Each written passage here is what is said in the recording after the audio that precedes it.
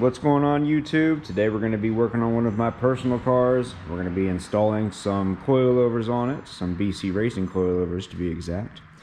And we're going to be slamming it as far as it'll go. Let's get to it. What's going on YouTube? Today we're working on one of my personal vehicles, my 2013 Ford Flex. We're going to be installing some BC Racing coilovers. Let's get to it. All right, let's go ahead and remove the front tires. My lug nuts are aftermarket, so it's not going to be the same as yours, but it is a 19 millimeter.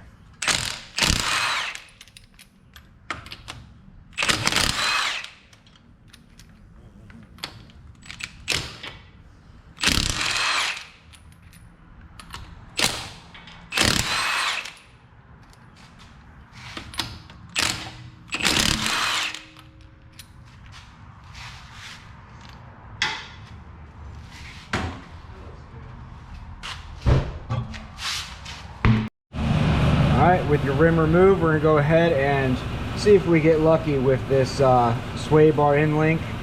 It's a 13/16. We're going to see if we can't bust this thing out without having to do it the right way.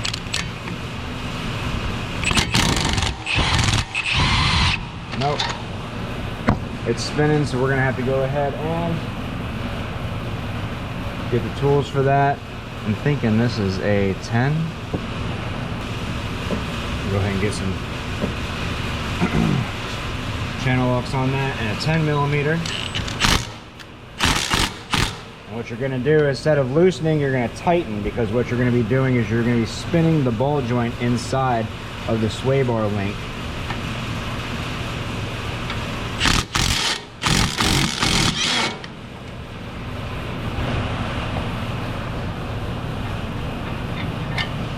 There you go.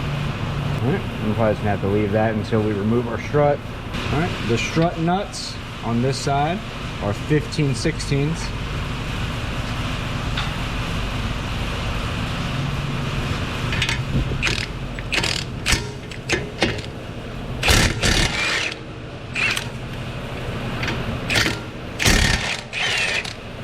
These look like they're in there pretty tight, so we're gonna go ahead and put our nut back on until it is flush with the head of the bolt.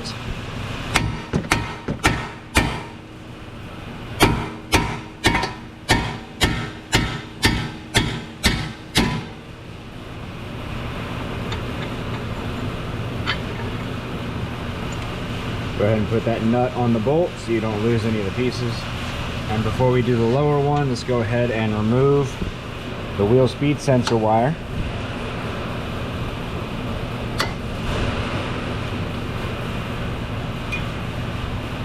Place that out of the way.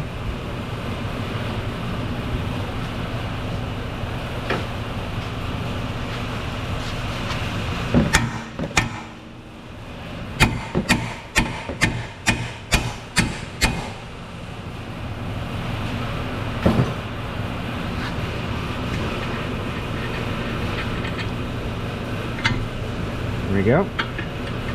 And what you need to make sure, what happens during this, come on bolt, is don't let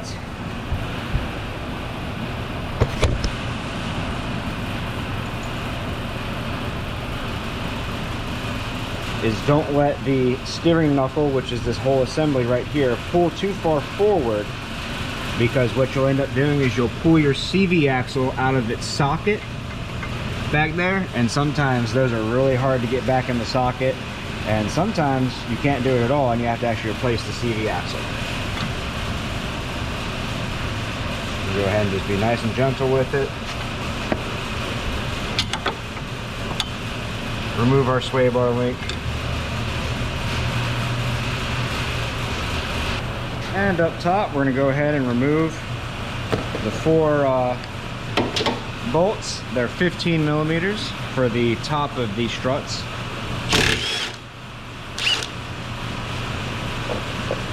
The two back ones, I'm going to use a swivel socket.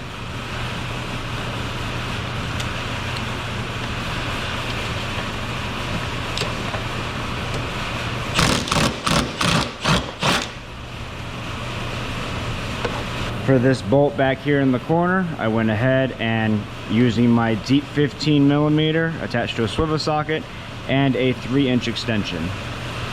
What you're going to need to do is go ahead and start it onto the nut, lift up on your hood prow,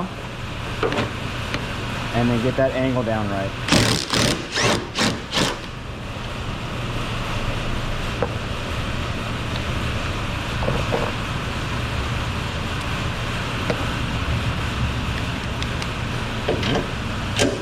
And before you remove the last bolt, go ahead and reach underneath and grab your strut so it doesn't drop onto your foot.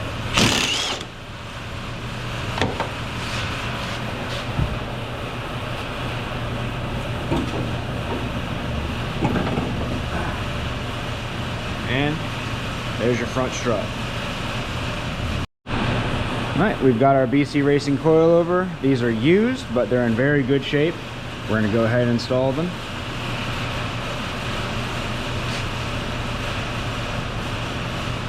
Now you can feel there's a little notch right here.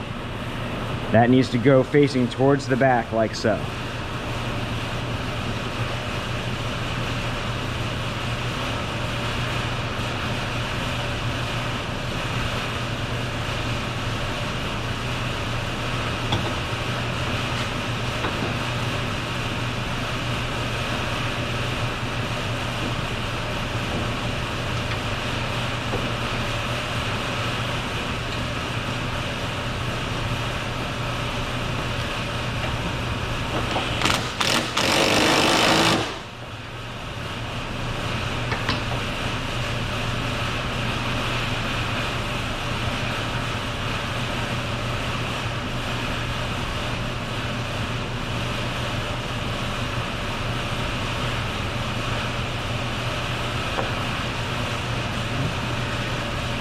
Got our first one started, so we can go ahead and put the other 3 on and just get them on there hand tight and start tightening them down. Alright, and then reassembling in the order we took it apart from, we have the new BC coilover installed. I have not put in the sway bar in link yet because I'm going to do the other side, and that way when the sway bar is loose on both sides, it'll be easy to move the whole thing. But with it just being installed, I've already taken a measurement from the top of the fender down to the center of the CV axle, and we've already dropped 4 inches compared to the other side where it's still stock. Now mind you, of course, this is in the air, so those measurements mean nothing other than being able to tell the difference of how much it's already been dropped. Alright, let's go ahead and start on the back. Alright, now we're going to do the back shocks. To do these, you're going to have to get into your trunk, and in the back you're going to see these little hatches. Go ahead and open them up and you will see, okay, well, these are actually all been missing one, and these 3 are loose. But anyway, get yourself a little stubby Phillips screwdriver.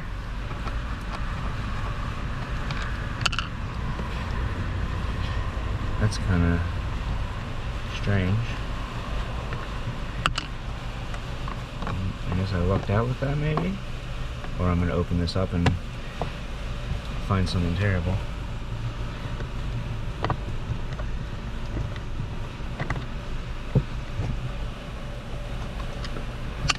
Alright, and you can pull this whole thing up, and what you're going to have to do is you have to rotate it out like this. Alright, so that was already broken. So how this works is that this piece actually sits right there and it goes inside of that piece right here.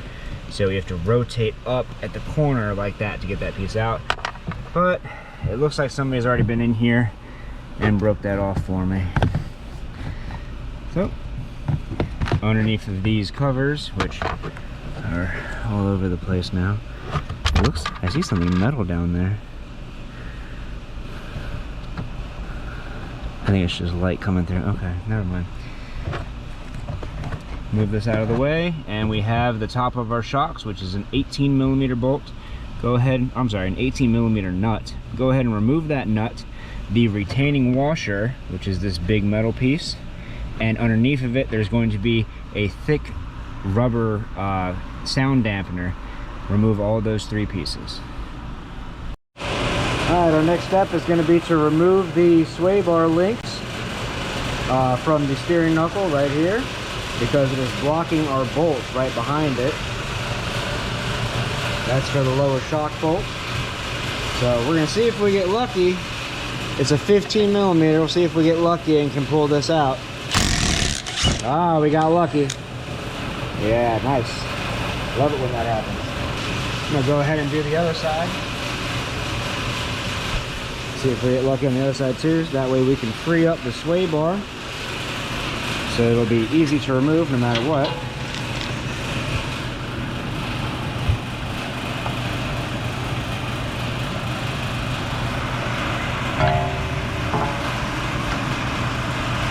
Alright, for some reason on this end I'm going to need an extension.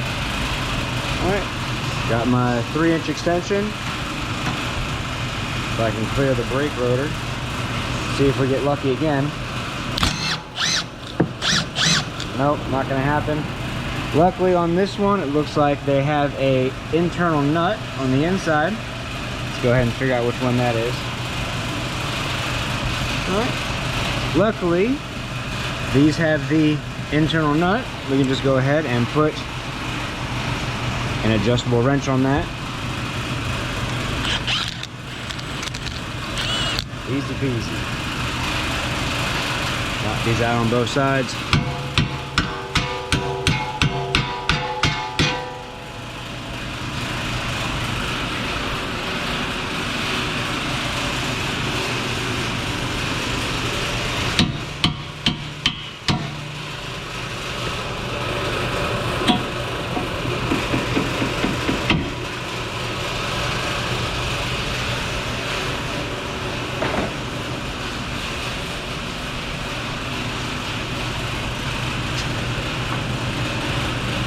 They really do not want to come out. Let's go ahead and try this then. Just going to give it a little lift from the bottom. Yeah, there it goes. Perfect. Now the sway bar is loose. Now we'll make doing the other side easy too.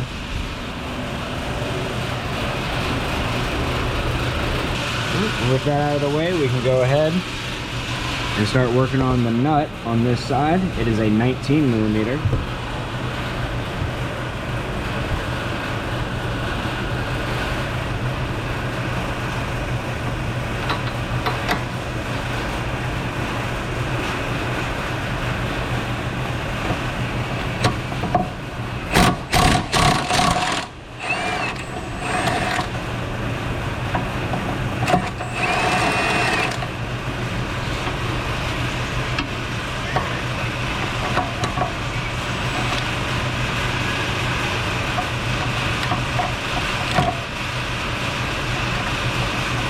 Go ahead and grab the bolt side with your adjustable wrench.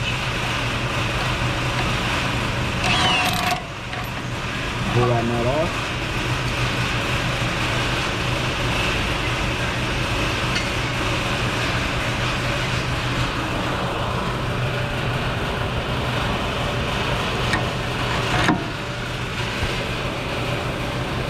Make sure you put your nut on the bolt. That way it's much less likely you're going to lose one or both of these pieces. And with that done, we can go ahead and start removing our shock. Just pull it out and rotate it. And drop it straight down.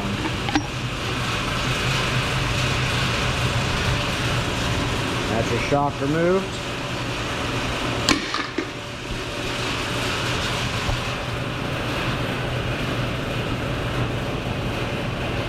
Now we can remove the nut and bolt from the suspension arm here to get rid of the spring.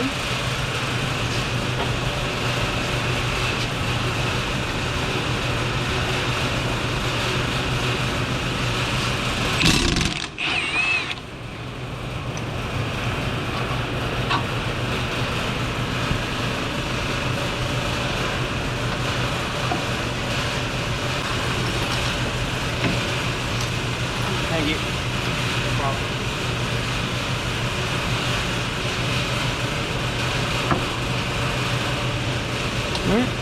And with a little bit of assistance from our transmission jack, if you're Doing this on the floor, which most people probably will be doing. You just use your standard floor jack and raise this up just a little bit. See if we can't start getting this bolt out of here.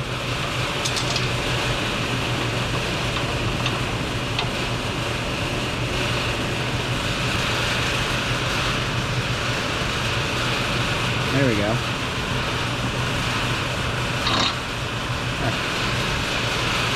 I wasn't expecting that to be a battle, but you know, sometimes it just is. Alright, before you put your jack down, make sure you got a hand on that spring.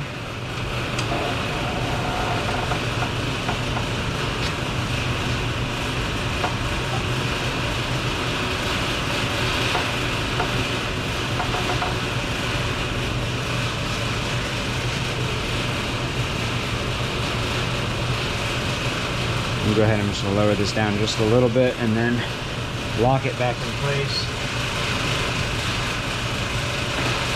And give this a few taps, or one tap. And that's how we remove our spring. Yeah. Alright, we've got our new spring and adapter installed.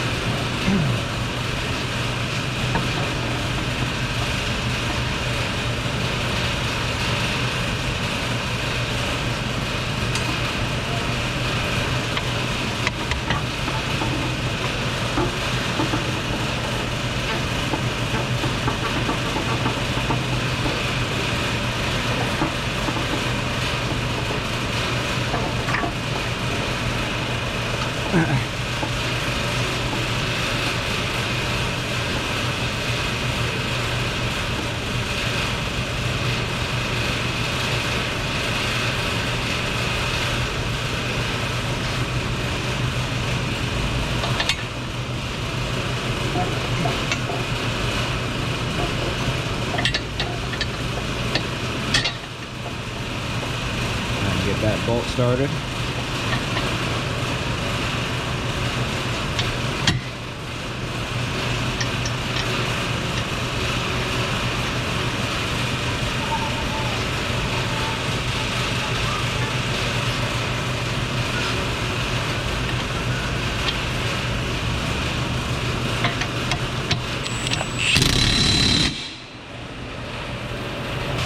We got our new shock ready to go in.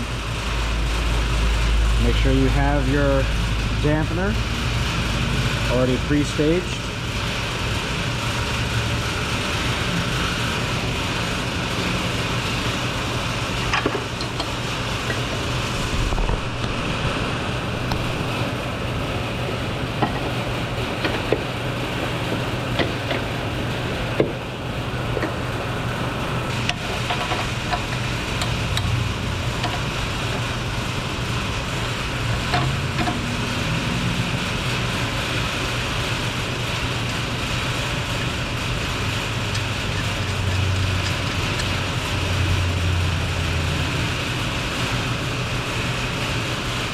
We've got our nut and bolt starter. Go ahead and put them down.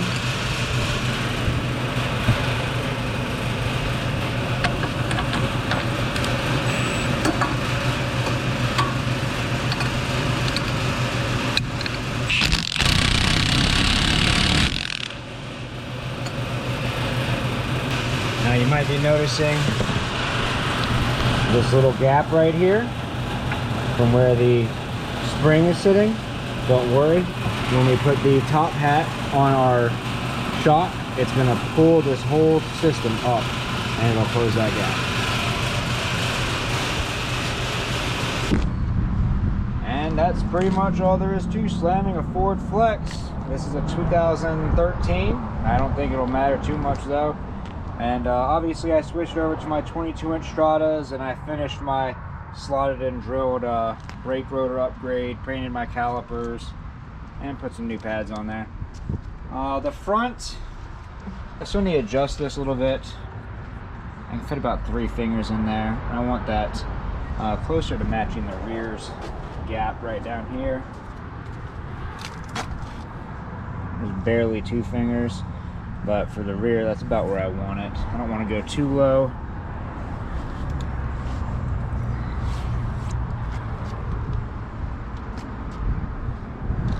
Because it's still my daily driver, but you know, maybe one day I'll slam it all the way and make it crazy. But if this video helped you out, leave a like. Don't forget to subscribe. We'll see you all next time.